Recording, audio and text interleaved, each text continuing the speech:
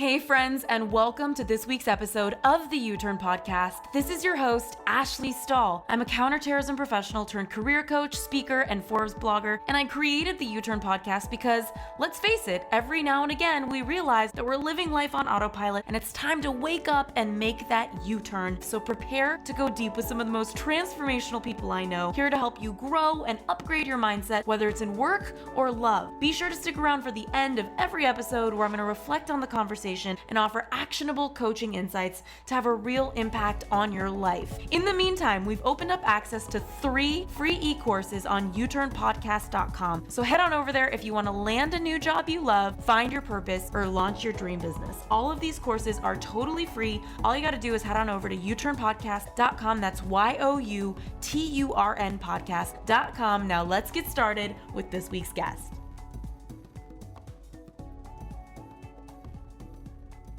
Hi everybody, it's Ash back on U-Turn Podcast, and I'm here with Stephen Gyllenhaal, an all-around magical human being who also happens to be a documentary filmmaker, American film director, and I would say a poet, if I don't mind if I do, Stephen. And he is here to talk with us about how to be kind with yourself and how to overcome trauma and all of the different things that he's learned, given that so many of his documentaries he's working on right now have the goal of raising human consciousness and talking about topics that aren't necessarily always discussed but are really, really important. So, Stephen, I could go on forever with a bio on you, whether it's being nominated for Golden Globes, Emmy Awards, whatever have you, but I will leave it there and let your awesomeness speak for itself. Thank you so much for joining me on this. Oh, thank you for that intro. The thing I think I would want to focus on is about 6 years ago, while I was still very much directing movies and television, I realized that I was more and more interested in therapy of some sort or other. I've been in therapy forever. You have to, I think, be in therapy to stay sane in the movie and television business. Yeah. Probably any business or anything we do on this planet, I think you need some form of therapy. And I've been doing it pretty much since college, which was about 45 years. And I decided about 5-6 years ago that I would slowly transition out of movie making into being a therapist. So I went back to school. I got my MFT degree, my marriage and family therapy degree, over about 5 years. Graduated last year. And in the process of it, had made a had produced a documentary with my wife called In Utero, which is all about the science, the contemporary cutting science involving life from conception until birth, what goes on during that period of time, and how profoundly important it is, because this is where you're really developed, how profoundly important this is throughout one's life. And it was a surprise to both of us. We had decided to have a child. This is my second family. And my wife is someone who, when she decides to consider having a child, she'll go out and make a movie about it. So in the process of making that movie and then distributing it, which has had a very interesting life, and I recommend anyone who's interested in really understanding how they are constructed, both psychologically and physiologically, check out the documentary In Utero. But while making that and really uncovering how important that period of time was, a group of psychological facilitators, some of them therapists in Europe, but some of them practitioners, came to us to say that what we had uncovered in the documentary was what they were learning in their work with patients. And that was pretty much in Scandinavia and Germany. And when I began to explore what it was that they were practicing, I became fascinated, because by then I was about 4.5 years into getting my own degree, and realized, both because of the work I was doing and the therapy I've done, this was the most effective and intense way of self-examining that I ever run into. And so I decided to train in that along with getting my degree. So about 2 years ago, I started doing the training for that. And then about 9 months ago, because I've done so much therapy, and I also by then had my degree, and really talked with Franz Rupert, who is the creator of this form of self-examination, and also Marta Thorsheim, who's coming to Los Angeles in November. After talking with them, I decided to set up an institute in Los Angeles and start using this. So it was really my first foray in going from being a film and television director to being a facilitator of a really quite radical psychological methodology that focuses on self-examination. Who are we and where do we come from? Going back to conception, following it through birth, and then into early infancy and toddlerhood, which is the most important developmental time. And the institute's called the Institute for Identity Development because that's what it explores, is how do we develop an identity? How do we change or work with that identity to make it more capable of functioning in the world, given the various traumas that we've all encountered from conception until the present. Oh. So in a nutshell, that's where I'm at. Well, can you imagine, Stephen, if my intro to you, it's so interesting because I think that even though so many people are either in therapy or could get extraordinary benefit from it, I know that I have as well. And that was such a huge piece for me to be able to see my own blind spots and constantly looking for them so that I could help millennials, whether it was through my Job Offer Academy course or whatever it has been that I've created. Therapy and coaching has been so important and so healing for me. But it's funny because I think we live in a world where I couldn't have started. I mean, I could technically do anything in the world. I'm a free bird. But to start this interview and say, Stephen Gyllenhaal is here and he's been therapized for the past few decades. And here he is. It's like there's still something about the social discourse around therapy. What do you think it is that makes it so hard for people or holds people back from wanting to self-evaluate? Well, first of all, I think there is a sense that if you go into therapy, you're doing it because there's something wrong with you. Secondly, I would say that what I'm working with is not therapy. And it's, as I say to people, it's not therapy and it's not a substitute for therapy. It's a form of self-examination. It's a way of really looking at who you are. And I think if you approach that as, I heard someone say one time that the most beautiful word in the English language is each person's own name. That what one likes to hear more than anything else is their own name. If you take a moment and just think about it, how lovely it is to hear someone say your name. Ashley, Stephen, whatever your name is. It is something that really matters. And yet we spend so little time really examining who are we? What is it to be a human being? And why have we landed in this place at this moment, thinking what we're thinking, wanting what we want, oftentimes getting tangled up in things that we don't want to be tangled up in? Well, why are we here the way we are?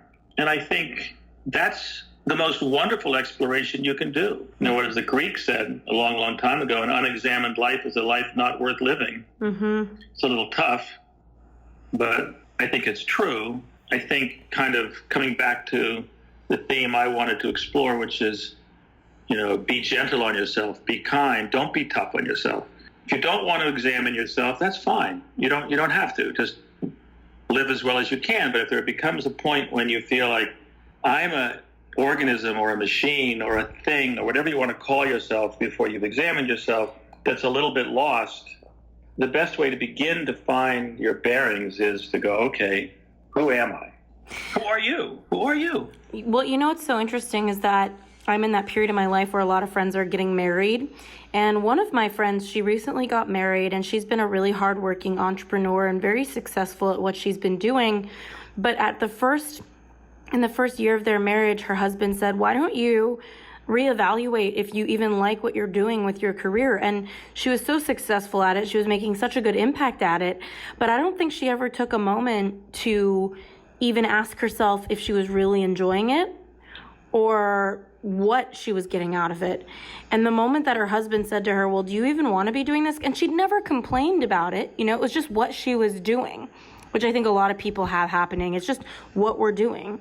And it triggered so many questions for her. And because he can afford to support both of them, she's actually taken a pause from her business, which everybody in her orbit thought was perfectly fine and good. And she didn't crave a pause at all. But because she was simply asked this question, of, hey, what do you want to be doing with your life? And she actually let it land. There are so many different creative things that have been coming out of her about how she wants to spend her time. And so I'm noticing this not just in my own personal life, but in the people around me. And I know that you had sent me some notes just around fight, flight, or freeze and trauma. So I'm curious to learn, because I was recently reading a book and it was saying that a lot of our subconscious programming happens up until age 12. Usually by age 7, a lot of our belief systems about the world are set, and through to age 12. And I read that a lot of the things that happen to us after that kind of influence the way we see the world is trauma. And so I'm curious to kind of learn from you, like, what got you interested in trauma, and how can we start to look at our own lives and start to identify little spots that might hold a lot of trauma? Because I know that when we hear the word trauma, we might think of something as massive as like a car accident.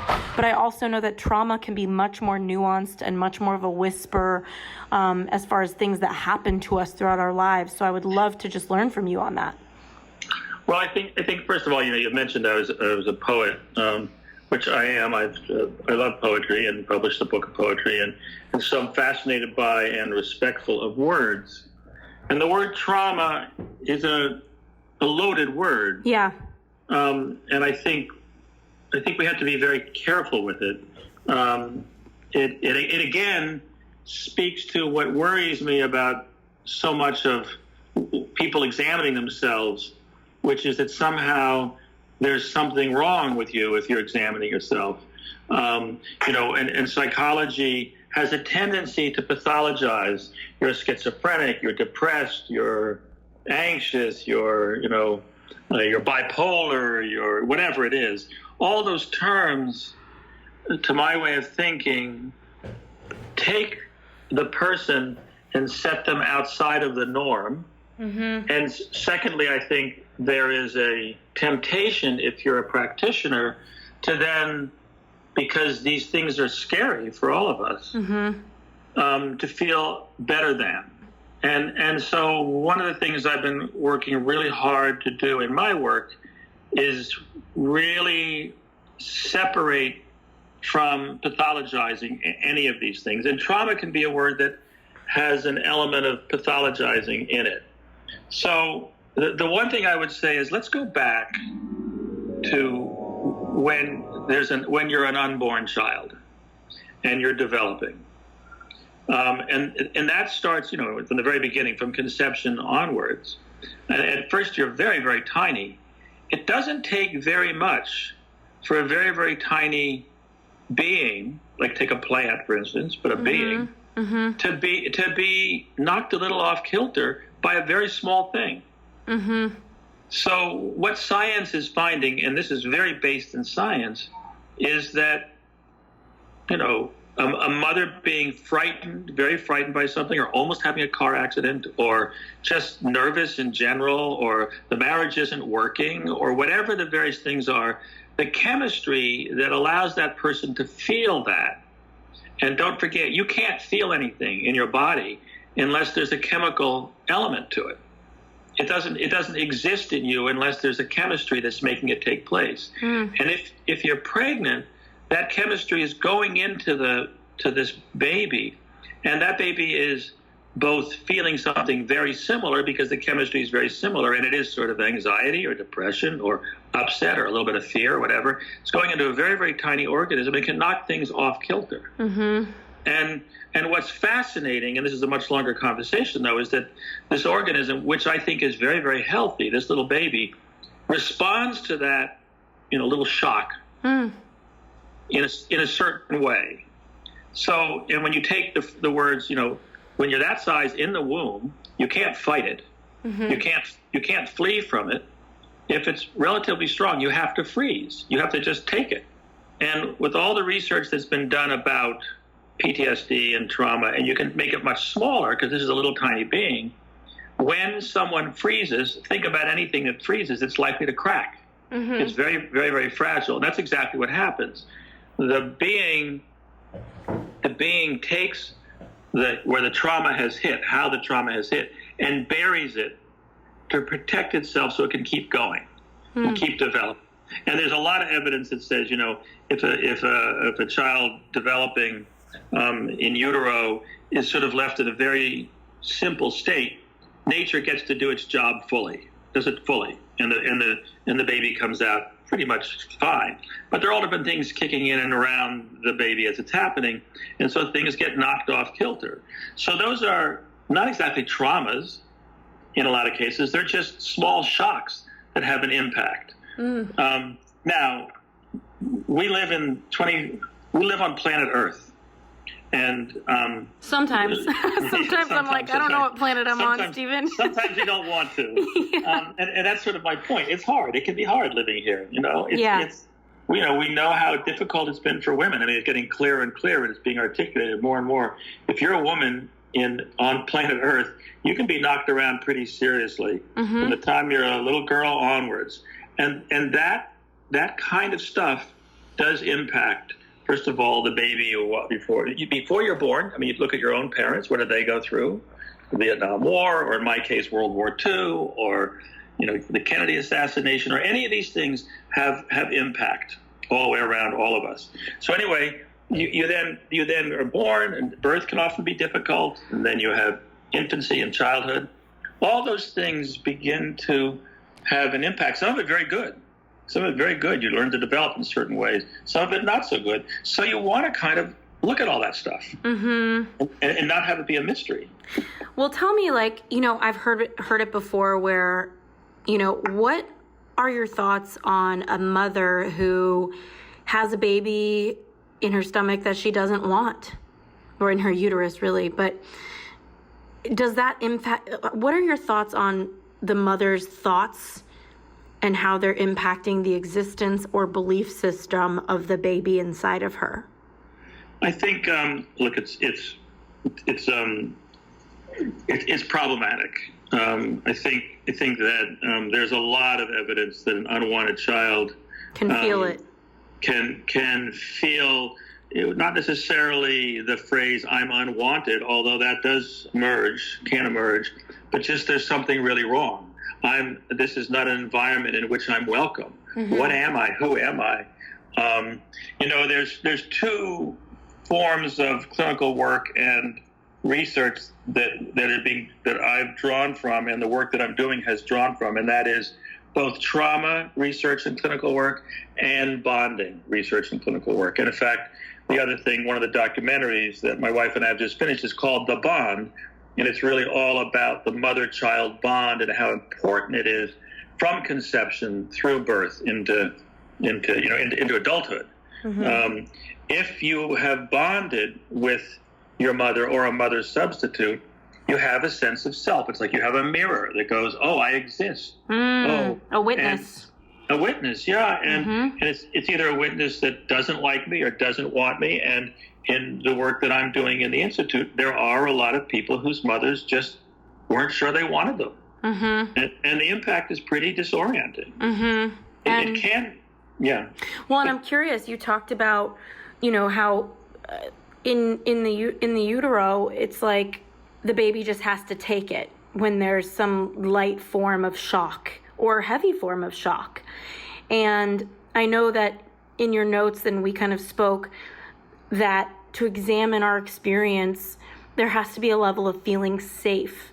Yes. And so I would love to hear what that means for you, because I think that safety is an inside job, right? Like nobody can make you feel as safe as what you can make you feel for yourself, I'm guessing is my thought on it. But I'm curious how you're approaching that and what you think that means in the context of somebody who's listening right now who might be thinking, well, shit, I don't think my mom wanted me, or I was an accidental pregnancy, and I've always carried with me this sense of, throughout my life, of feeling like I'm a burden or feeling like I'm not supposed to be here. So maybe somebody's just having a breakthrough listening right now. But even so, I think there's a lot of people listening who we don't feel safe in so many areas. Maybe we don't feel emotionally safe in our friendships or in our partnerships or with ourselves. We don't feel safe to share, or we don't feel physically safe. I have some friends who are more paranoid than others that something's going to happen to them out in the world. And so I'm curious, like, what do you think is happening in everybody's consciousness around this concept of safety? Well, I think one of the things that, first I want to go back one step. Yeah. And that is, it's very, very important in this issue of safety not to demonize mothers in any way whatsoever. Of course. It's very, very easy in this work to get caught in the inclination to pathologize the mothers. You have to, first of all, number one, you have to put what it is to be a mother, not just in 21st century America, but all the way through the history of the human race, where women have been marginalized almost always. You have to put a frame about what it is to be a woman, and then put that around mothers. Mothers are expected, just by some miracle, to be amazing. Mm-hmm. And they're just ask any mother, young mother, more when they're in the middle of all this, they're not amazing. They're hanging on by their fingernails half the time because it's really hard to do this. There is no harder job. It's a hard job. Yeah, it is. Well, there's a neutrality. There's a neutrality. If a woman gets pregnant and she didn't mean to get pregnant, there's a neutrality to the fact that that wasn't her intention. And there's also a neutrality to the fact that the baby can feel that. It's not, there's no shame, blame, right? It's just what happened. But I think we all carry what happened differently inside of ourselves. And yes, so I see what you're saying. I think it's a very interesting and complicated situation to be in, and I find myself working with this now, which is that on the one hand, you don't want to, you want to understand why your mother was the way she was. You want to go, okay, look at her mother, look at her grandmother, look at what she grew up with. My gosh, she's done a wonderful job in comparison with that. Look, she didn't know about sex and she got pregnant. Look at all those things. That's something to look at. On the other hand, and that needs to be sort of held there, sort of in a contradictory way, because the other piece of it is, what did it feel like to be a child with that mother? You know, it's like, and you can be enraged, furious, and want to kill her for what she did to you. And as the more you get into this, the more you have to be allowed to have those feelings. But again, now this is where it begins to become very, very, very important for it to be a safe place. It needs to be a safe place to allow those feelings out. And you can't do it just by yourself. I think you need, people grew up around villages. People grew up in very, very different ways, and we have to find our little village. We have to find our way of being safe. And I don't think we just dive in and do this work without having somewhat of a support system. But I think it's okay to feel it to a certain degree. It's like, okay, my mother was this way, and my father too. Fathers are an important part in all this. But mothers are of critical importance, and that's, I think, in this age of all the things that are going on around women's rights and women's feelings and what's happened, it is important to see how critical a mother is. But then, and in a way, the power she has to affect the next generation. I've gotten a little off subject. No. I just wanted to kind of be attentive to, in no way, pathologizing or demonizing mothers. No. They need all the help and protection they can get. But if you're a child now, and you're now an adult, and you're dealing with these anxieties and these problems, and for instance, there's been a lot of research done around transgenerational trauma. I find that fascinating, like different generations that carry different traumas in their cells. Is that what you would mean by that? Yeah, the epigenetics of it. So epigenetics means on top of genetics. And genetics itself, as we've understood it in the mainstream media generally talks about it, is false in that environment turns genes on and off. And so, for instance, and this is where a lot of studies gone on, Holocaust survivors, particularly women who were pregnant during the Holocaust, the babies in that period of time and the mothers had to turn genes on and off to survive. And there's a lot of research around particularly the children either that survived the Holocaust or during the war, epigenetically were reconstructed in utero, basically, to survive under very stressful circumstances. You could live on very little food. Whenever there's food around, get it. There's a lot of studies around that. So when the war was over, and these babies were 4 or 5 years old, and now they followed them now up into their 70s, and 80s, and since they've died, a lot of them were overweight because they were just designed to eat whenever they could get food. As a consequence, way higher statistics of diabetes and heart attack and all those kinds of things. So it's and then as an example of what you were talking about, there are many cases, and this is almost inexplicable still, but if you are the third generation of a Holocaust survivor, I've known a number of cases where they're not comfortable getting on elevators. They're not comfortable, and it's like, is it because? And I don't know for sure. In the Holocaust, when you were sent into a room, were you going to come out? Yeah. So that the past history also impacts what is the experience of each of us. But it is not who we are. It's what's happened to us. It's like fears that exist on a cellular level through our family's history. And, it makes sense to me, Stephen, because it's the same case with diets. Like, if you think about it, if your DNA and your genetics are from an Italian bloodline, you might be able to handle pasta on your stomach better than some people who maybe came from a different ethnicity and that culture didn't eat a lot of pasta. So it happens on a digestive level.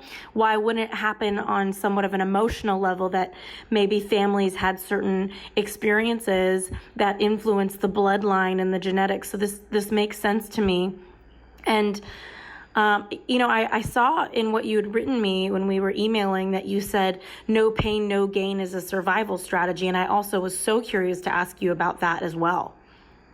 Yeah, I don't think you really get to the real truth of why you are who you are by forcing yourself to get there. You have to do it gently. And I mean, the no pain, no gain thing comes out of, physical exercise. And the older I get, and I've done a lot of exercise over the years, the more I begin to think it's even true physically. Don't cause yourself pain. Mm-hmm. Pain is a way of telling you, whoa, slow down, don't go there. And I think the same thing is true with this. If your system is telling you, I can't deal with my family history right now, don't check out your family history right now. Yeah, I think a lot of people's systems probably telling them, I can't deal with my family right now. And it's, what a tough thing to swallow. But, when I was getting my master's in spiritual psychology, they were saying, if you look at your Thanksgiving table and you look at every individual there, and there's probably something in them that triggers something inside of you, like a frustration or a judgment you have on each person at your table that you're working through with yourself. Your family is just so close to you. And so I think that there's so much here when it comes to not even being able to deal, not just with yourself, but maybe the people around you. I think a lot of people probably feel disconnected from their family, and they may have some sort of experiences with them. So I'm curious, and also, by the way, with your no pain, no gain, a lot of people right now are going through that with their career, where they tell themselves, this has to be hard, or I'm not going to climb the ladder, or I'm not going to become this amazing career person. So I'm curious what you think about that, especially as somebody coming from the entertainment industry, which is known, rightfully so, to be a tough path. Hey U-Turners, so sorry for the quick interruption, but I want to make sure you know that this episode has been brought to you by the Career Clarity Lab, the online course to help you find your career purpose in the workforce and upgrade your confidence. So if you're ready to unlock the best career path for you and you'd like to try a free version of our Clarity course, just head on over to uturnpodcast.com/clarity. That's YOUTURN podcast.com/clarity. Now let's get back to this week's episode. Well, I would take a step back and sort of go to the methodology that I'm using. Yeah, talk to me. The major question one wants to ask is, who am I? First of all, just who am I? Who am I really? And the way to get to that, the way to begin to get to that, is ask yourself, what do you want? What do you want? What do you really want?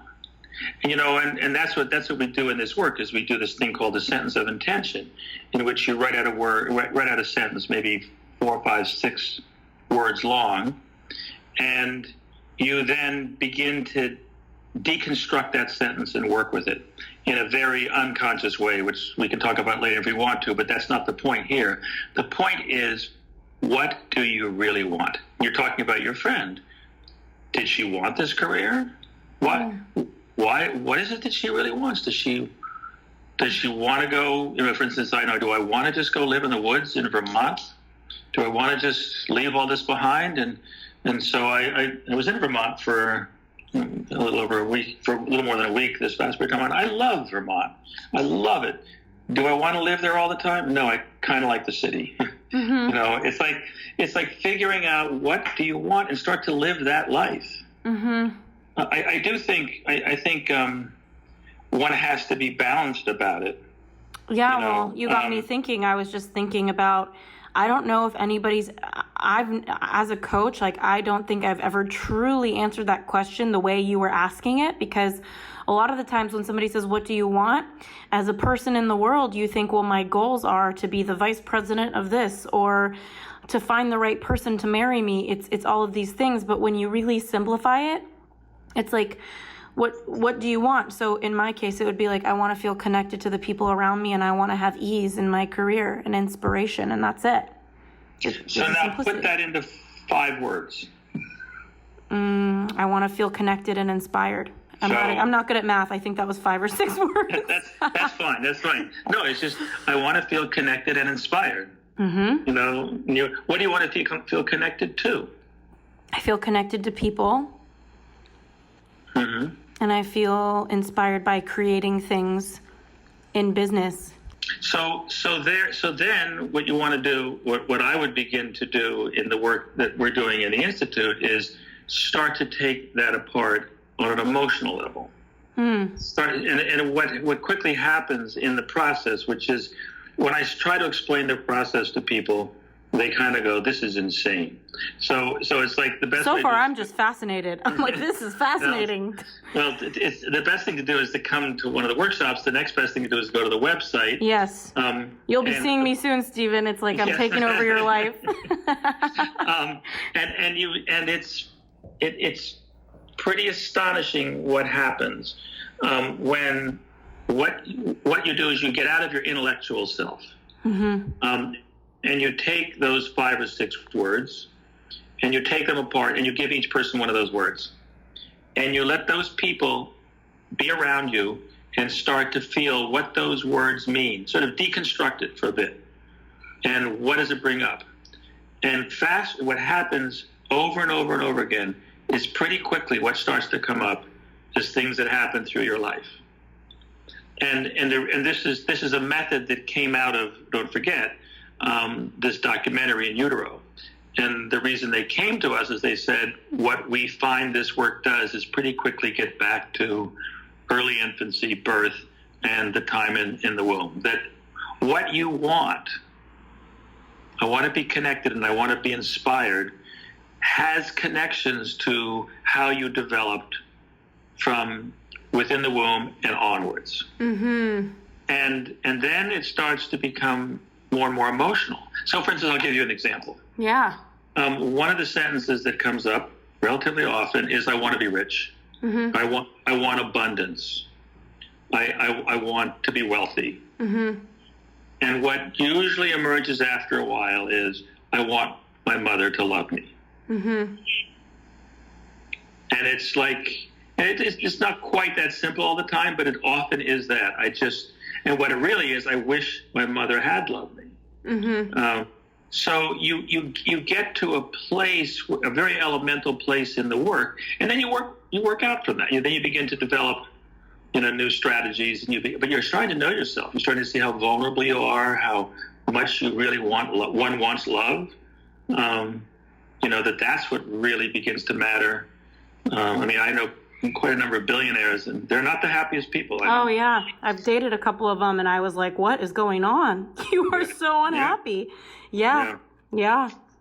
And as far as somebody really getting clear with what they want, and you're saying there's certain events in their life that tie to that, are you suggesting that more likely than not those are painful events, or is it just as likely that there's a lot of positive events that have led me to say, I want to be connected and I want to be inspired? Is it usually my pain that brought me to that conclusion? I think there is quite a bit of pain for people on the pathway to all of these things. It's not just pain. I think I would maybe sort of frame it slightly differently in terms of trying to answer the question. And that is that whatever it is that happened. If you try to hold it down and pretend it didn't happen, that's painful. if you find a way, and it is not easy, and I find you do need help, and I think you need to have people around you almost feeling that pain for you, which is what this work does to a certain extent. It works very well as a group, where I do one-on-one, where I take on a lot of the dynamics of pain that are there because stuff is being held down. And when it comes up, what you find is a vulnerable person. Yes. And when that vulnerable person shows up, they are beautiful. Every single time. Only every time. I can believe that. But of course, it's hard to stay there in this world. It's hard to stay that way when you're in business, But that's what's underneath all of this. So that I think the pain is a piece of it, but really more than the pain, there's a human being in the midst of that, and that human being is pretty wonderful and innocent and needy, all those things. Our true nature is just these loving beings. And well, now you've got my curiosity, which means that probably everybody's listening, curiosity piqued. And I know that, there's an entire workshop you have for these systems that you share. I'm curious, where would somebody, because I'm sure somebody's listening and they heard me say, I want to feel connected and inspired. So somebody has something for themselves in mind, and now they're aware that there's some sort of set of life events that have brought them there. Could you share like another step or two that somebody could go just to get something out of that awareness of what they really want? What would I do next with that? Well, I think the place that would go next, and I've worked hard to do this, is to go to this website and at least just explore it. It's really designed, I filmed a number of these workshops, and they're short. They usually take about an hour, one of these sessions. It's called ID sessions, identity development sessions. I shot these sessions in one day in Oslo, and there they called IOPT. And it's this process is the same, so you can begin to see it. Wonderful. Where's the website? It's called the Institute for Identity Development. Wonderful. And it's easy to find. Or just look up my name, and you can track it down. But Institute for Identity Development is the name of it, and there you can begin to get a feel for it. And from there, you can connect with me. I have someone I'm working with who are relatively new. If you're in Europe, there are two institutes there, one in Oslo, one in Munich. But I've now set this one up in the United States, and we're new, so we're expanding. I'm trying to do it gently and carefully because, as you mentioned earlier, I'm also in the middle of a number of documentaries. Yeah, you are. And that's taking time as well. Yeah. Well, and tell me, you'd mentioned to me that there's two lies that people say. One is, I'm fine. Or the other one is, I'm really sick. Can you help me since you're not? Yeah, I think those are... What's that about? Because I think a lot of people walking around the world right now, they're either kind of operating out of that. Like, I'm fine, thank you. Or, I'm really sick. Can you help fix me? I'm deficient in some way. Yeah. What's that about? I think the problem is that the truth is very nuanced and complicated and brings up a lot of feelings. Terror, joy, hope, which can be dashed, love, feeling unloved. I mean, all these feelings, this whole morass of feelings which need to sort of slowly be unpacked. The truth does that. To say, I'm fine, I'm totally fine, I can do anything, I can handle anything, that's a lie. That's a protection. That's a survival strategy. I'm going to just make it. The other one is, I'm really sick. I'm really a mess. I can't do anything. I'm going to just stay where I am. You look like you've got it all together. Can you help me? I've had plenty of coaching clients come in and be like, my life is a mess and yours isn't, so help me out. Yeah, and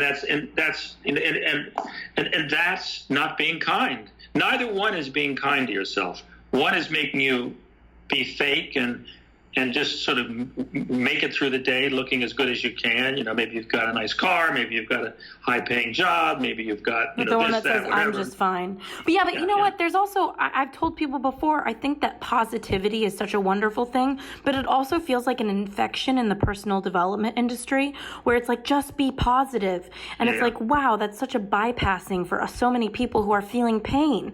I think that. I'm also curious to hear from you, like, at what point are you allowing yourself to feel, and at what point are you marinating in your own hell? You know what I mean? I think in neither case are you really seeing what you are. We're all far more complex than that.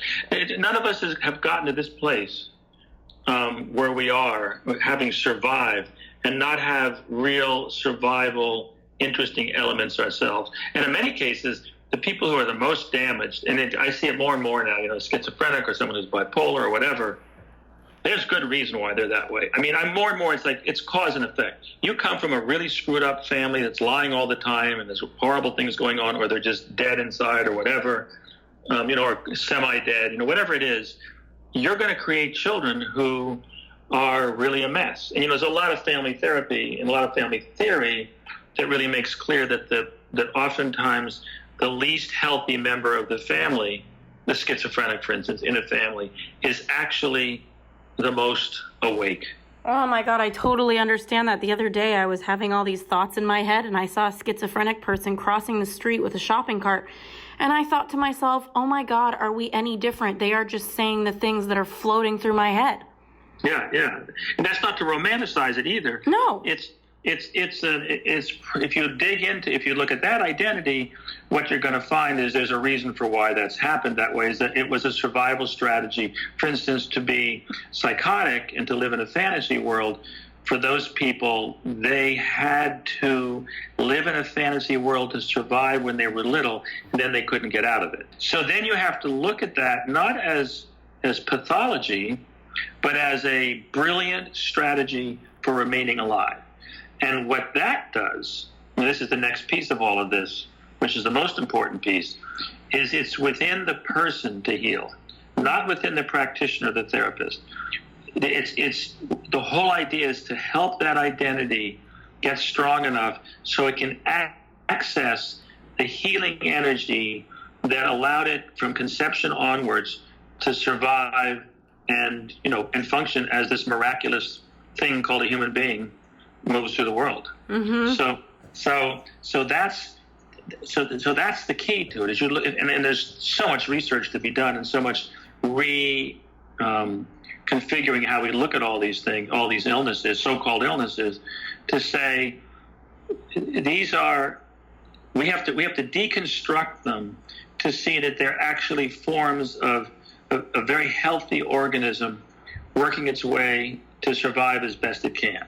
And now let's take that healing energy and move it toward, allowing that person to be who they really are. Mm-hmm.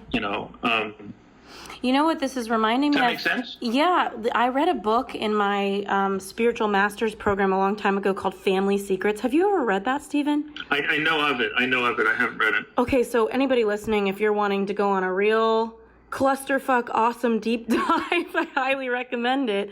I read this book, and what the assignment we got was to do a family tree after reading it, but not just a family tree. Instead of tracing the individuals and everybody's links to each other, looking at the individuals on the family tree and asking around in our family of what incidences, what dramatic incidences, physical incidences, or emotional incidences happen for each individual. And so I would look at my great-grandfather, and my dad told me that he had a panic attack and totally quit his job and lost it in his 40s. And then I found out that my grandpa had the same experience and my dad had the same experience.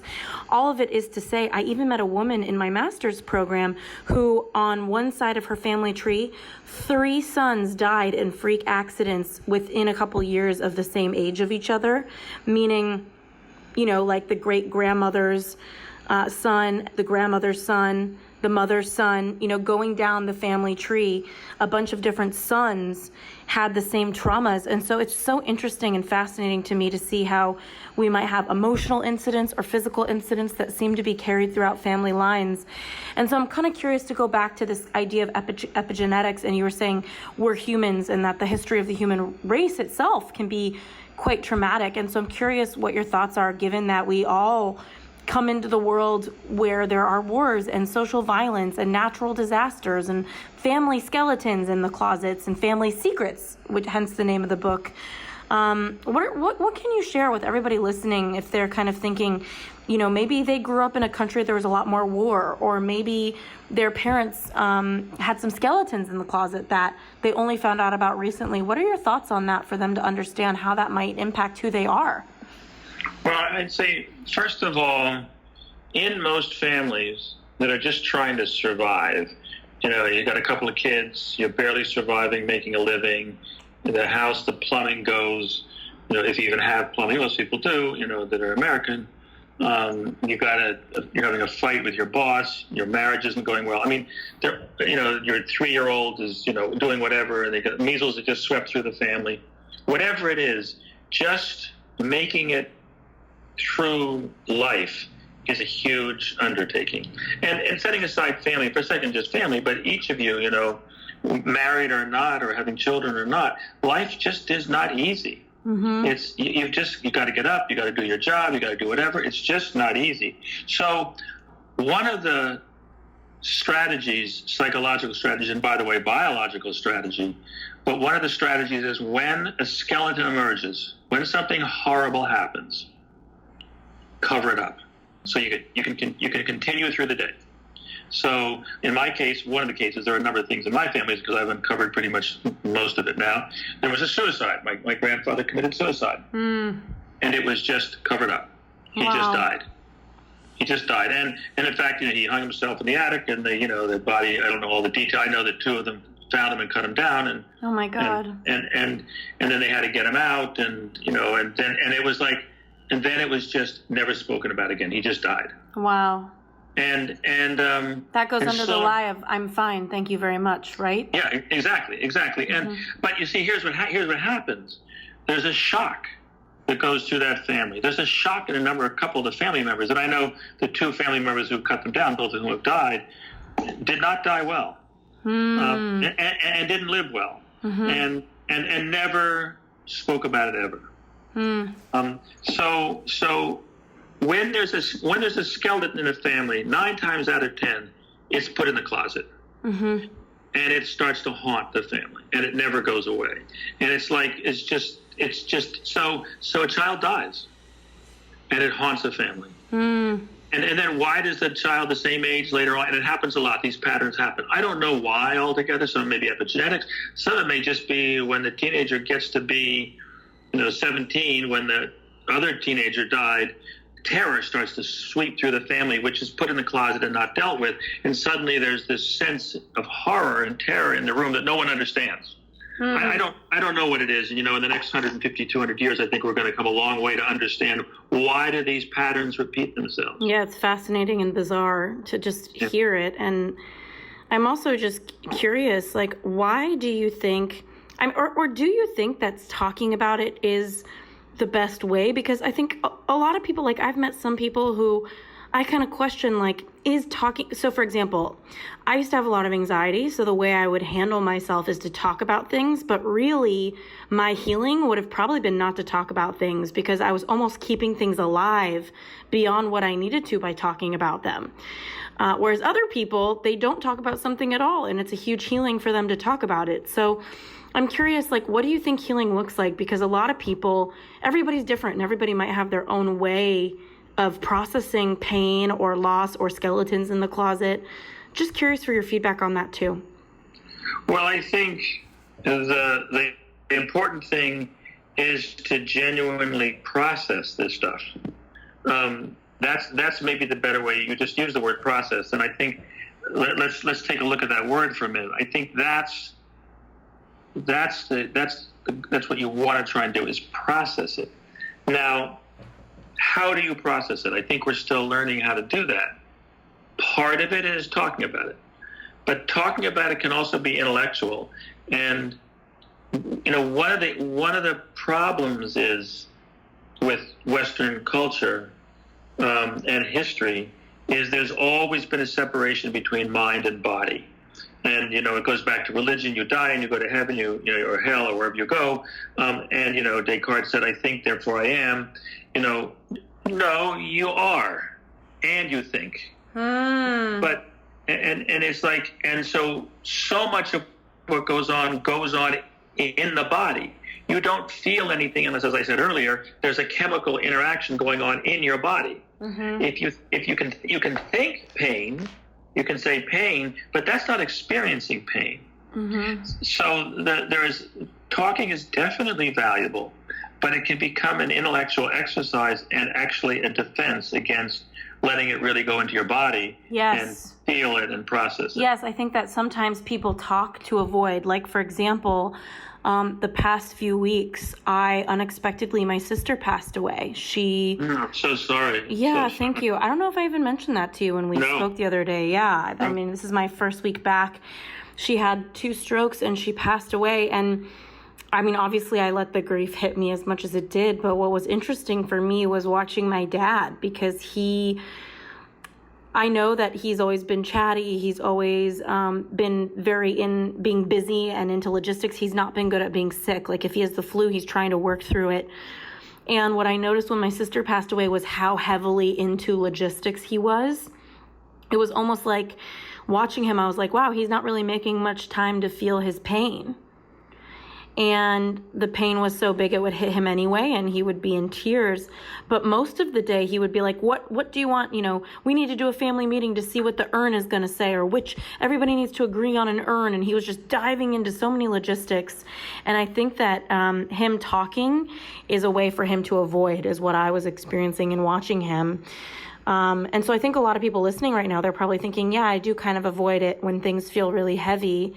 And I know that you have so many systems and processes, but is there something bite-sized that anyone listening right now can take away from all of your wisdom, and there's a lot of it here, for them to start to feel? Because it can be intimidating for somebody who's like, I have never done that before.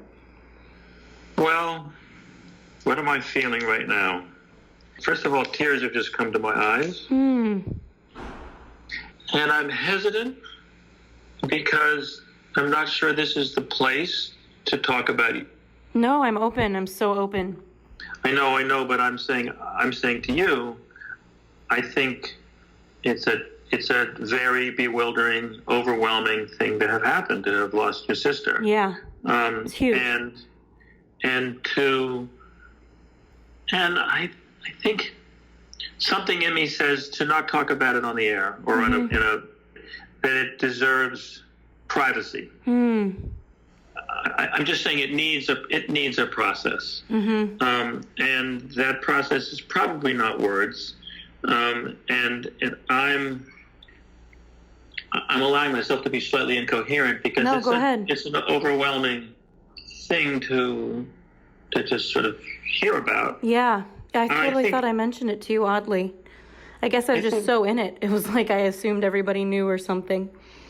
No, but I think I'm not concerned. Really, ultimately, I'm not concerned about my feelings as much as yours, and to use my feelings to sort of be there for you in this. Thank you, as much as I can, because that's what we're really here to do as best we can, is to connect. Is to connect. And I think that words are not enough. Yeah.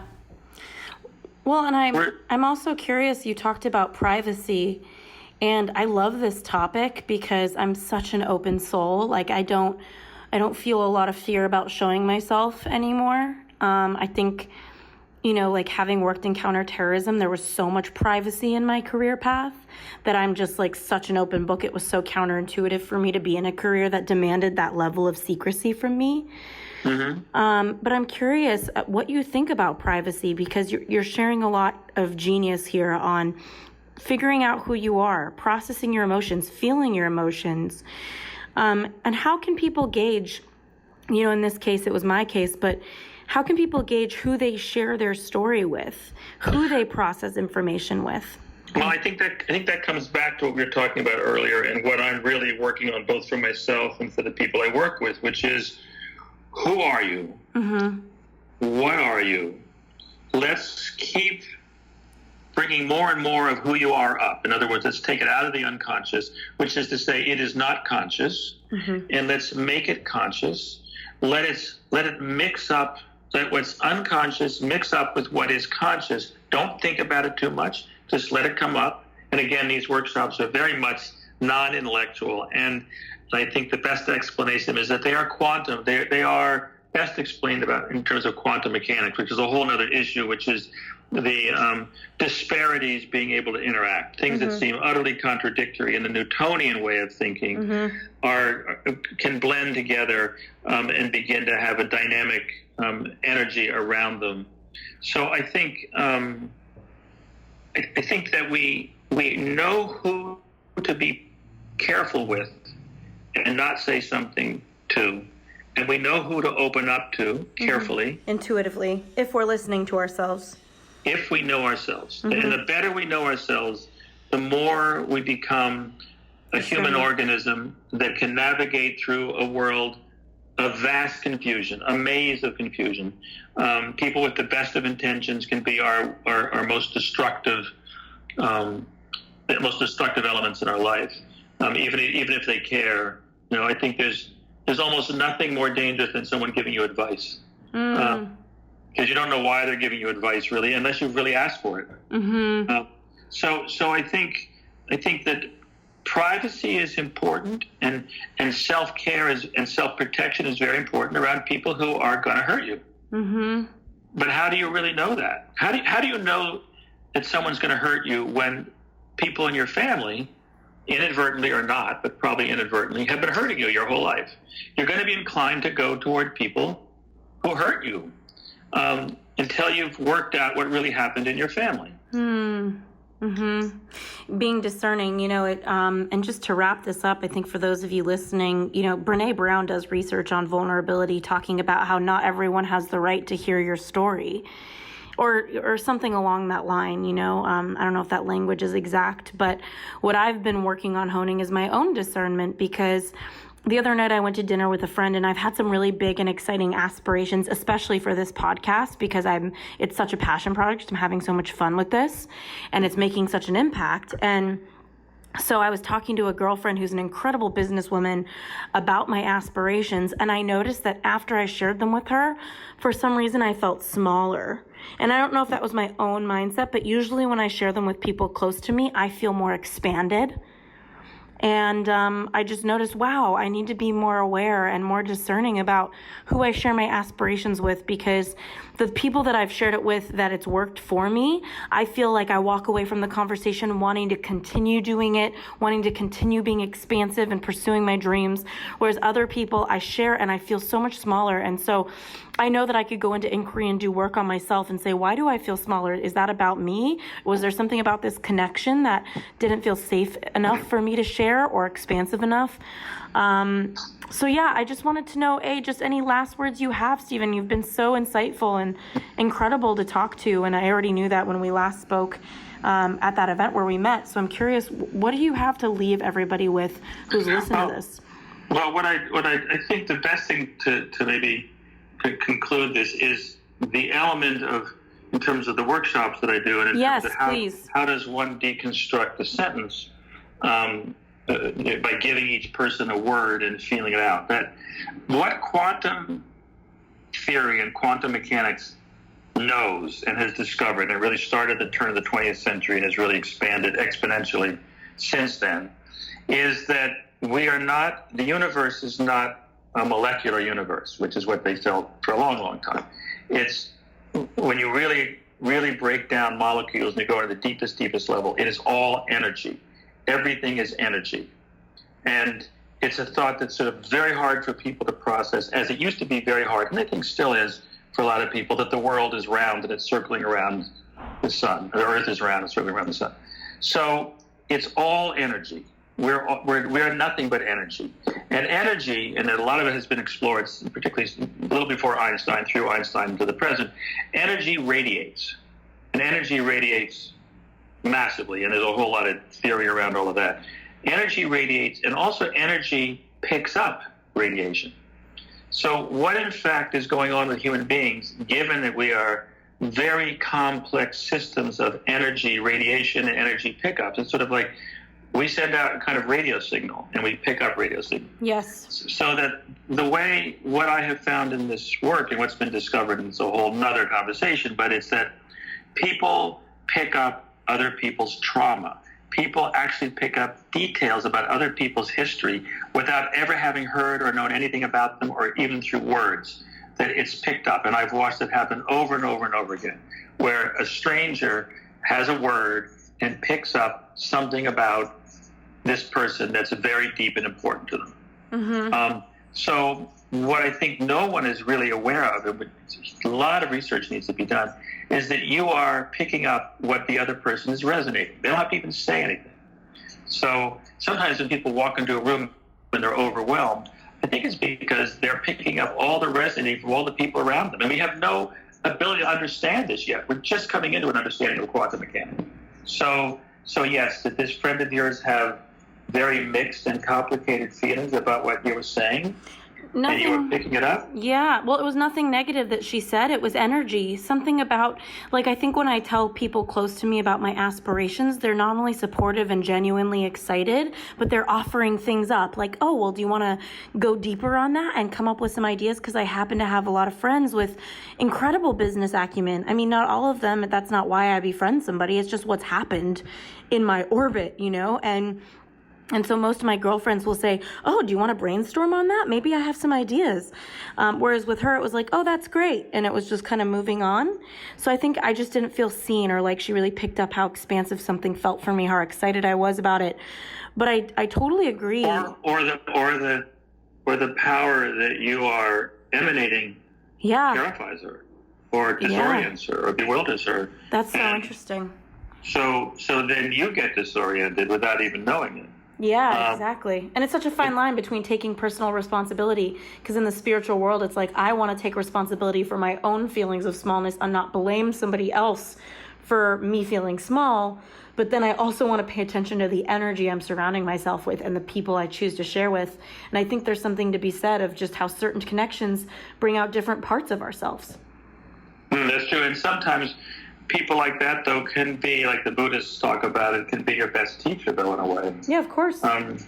So it's interesting and it's complex. And what also is fascinating to me is that while I think I used to believe, and I think a lot of people believe, that we have reached the high point of understanding what a human being is, at this point, as I have done so much exploration around this and gotten older and all that, I'm realizing how little we know and how much there is to learn, and how exciting the future is, because we're going to learn it. Yeah. Even as we go through, some profoundly challenging times right now. I mean, the politics is quite scary around the world, but I think we're going to make it, and we're going to learn really much more about what human beings are. Yeah. So it's exciting. So exciting. Well, just a last line you could drop just to remind everybody where they could find you would be so awesome. This has been I feel like I'm on another planet with you right now, Stephen. I feel like a little alien. Like, I'm like, woo, I'm somewhere else, and it's really interesting. So thank you so much. And yeah, just remind us, where can we find your information? It's so incredible. Yeah. The best place is to go to the website and the Institute for Identity Development. Wonderful. We're based in Los Angeles, but we're totally on the web, and you can connect with me through that, and also learn much more about what I've been talking about today. Wonderful. I feel like there's going to be a swamp of people showing up from the U-Turn podcast at your workshop, including me. So thank you so much, and I appreciate your time. A pleasure. Totally a pleasure. You take care. Thanks.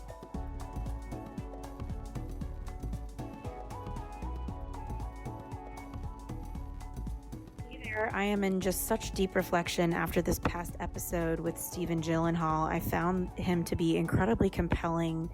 And after having met him at a speaking engagement, we were both on a panel together, I just found him to be such a sweet soul with so much depth, so much hunger to grow.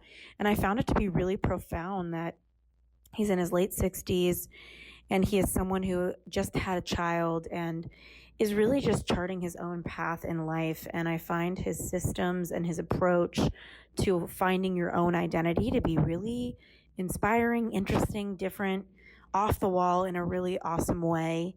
And he's doing deep work in the world. And so and by the way, those of you who are curious, yes, he is Jake and Maggie Gyllenhaal's father.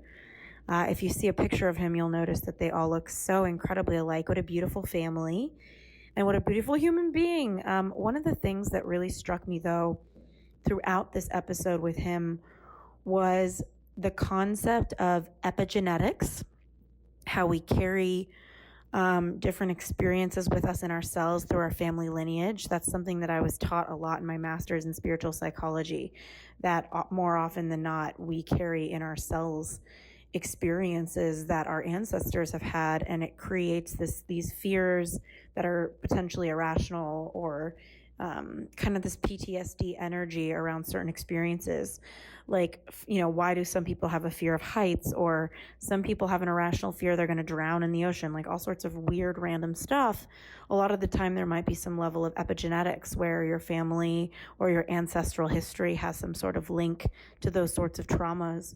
So I find that to be really, really interesting. But what really stood out to me was him talking about auras and energies, and how there's all these energetic systems all around us, and that they impact our mood. So I was talking about how I went to dinner the other night with a girlfriend, and for some reason I was sharing with her my aspirations for this podcast, because I've been finding this podcast to be so inspiring for me to do. It's been such a passion project. And so I've been asking a lot of my business girlfriends for their ideas on how I can expand it, because I just want to do this all the time. It's so much fun to have these conversations and to hear from you afterwards. And I thought it was really interesting that Stephen told me, well, maybe you felt smaller after that conversation because there's something in her energy that wasn't welcoming or rooting for you.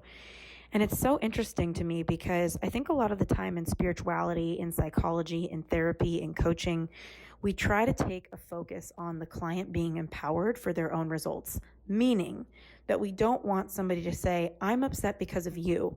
We want them to say, I'm upset because of me, and look at themselves and figure out, what story are they telling themselves? Where are they in a level of victimhood, or where are they co-creating their situation where they can step into empowerment and no longer blame somebody else for whatever is happening inside of them?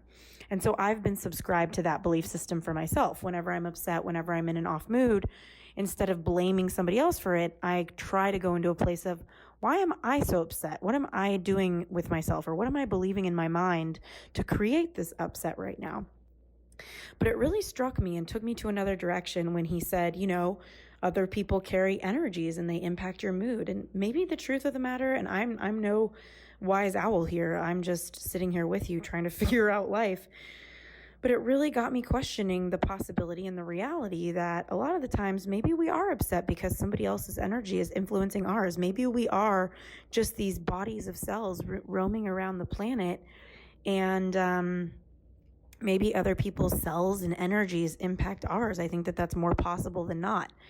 And what this makes me think of about a lot is back when I worked in counterterrorism in Washington, D.C., I remember so many times that I would leave my row house, my little apartment, in such a good mood on the way to the Pentagon. I'd be in my suit. I would have my backpack.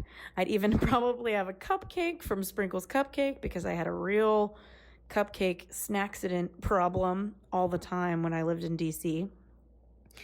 And I'd be on my way in this peppy good mood, and every now and again I would go into the metro, and for some reason by the time I got out of the metro and into the Pentagon, I noticed that I wasn't in as good of a mood. Like maybe I was irritable or something. And the way and this conversation with Stephen really made me reflect back to it, and it made me realize that there's so many energies, so many people in the metro or in public places. And it made me kind of question, like, maybe what happened was that I was in this good little orbit, and the people around me, maybe there was somebody around me. And think about it. How many times have you been around somebody that's really agitated or irritated, and maybe that brushes up onto you, and for some reason you were in a great mood, and then for some other reason suddenly you're not in such a great mood, but nothing really happened? I think that this is really the case of energy rubbing off on you, of, for lack of a better term, of people's auras influencing yours. And if it is the case that our skin, our teeth, our bodies are just a bunch of cells and a bunch of energy, then wouldn't it be fair to argue that our energy is rubbing off on other people? And if somebody else is thinking that they don't want the best for somebody else, or you're sitting at dinner and your friend doesn't want the best for you, it would be fair to assume that energetically their cells are in a state of againstness, and that you can pick up on that. We're such sensitive, intelligent, emotional beings, and we are hardwired for connection, that it makes more sense to me than not that, on those days where you're in a good mood and you go to Starbucks and for some reason you leave and you're suddenly in a bad mood, that maybe it's not you. Maybe there's nothing happening inside of you, and maybe it was somebody else's energy or belief system that was affecting their energy that rubbed off on you. I'm so curious to hear what you think about this. I'm in this with you. Hit me up on Instagram. I love connecting with you on the gram at Ashley Stahl. That's AShleyStahl. I'd love to hear what you heard and thought about this episode. I thought it was pretty off the wall, pretty different, but really deep. And I will probably be attending one of Stephen Gyllenhaal's workshops, because now I'm just curious. And I would also love for you to ask yourself the question that he asked me. What are you really here for? What do you really want? Because when it comes down to it for me, I don't really care about money. What I really want is to feel connected to the people around me, and I don't want to worry about money. And obviously, when you put it out there for what you want, you don't want to be on a negative. So you don't want to say, I don't want to worry. You want to say, I want ease. You want to speak in the affirmative when you're putting it out there for what you want, right? Energetically, that is just going to create more attraction for you for what you want. So for me, when he asked me, what do you really want? What are you here for? I thought, God, what really lights me up in the world? I want connection. I want to be connected to you here on the U-Turn podcast. I want to be connected to my friends. And I want to feel ease around my career, around my business, around my relationships. That's what I'm here for. That's what I really want. What do you really want? Hit me up on the gram. I want to hear. All right. Have a great day. And I can't wait to catch you next week on U-Turn podcast.